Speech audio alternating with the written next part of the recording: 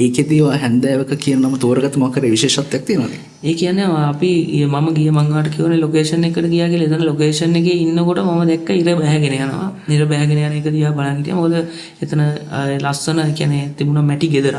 ඒ මැටි ගේ ළඟින් තමයි පල්ලෙහාට ඉර බෑගෙන ගියේ.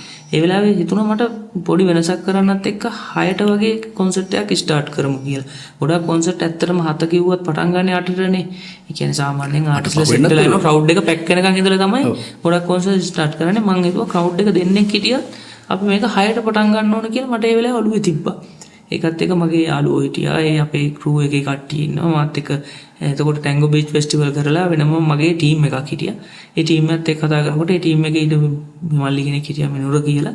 ඒ මල්ලි තමයි කිව්වේ දැන් මගේ අදහස කිව්වට පස්සේ අයියා අපි මේක හැන්දෑව කියලා කරමු කියලා.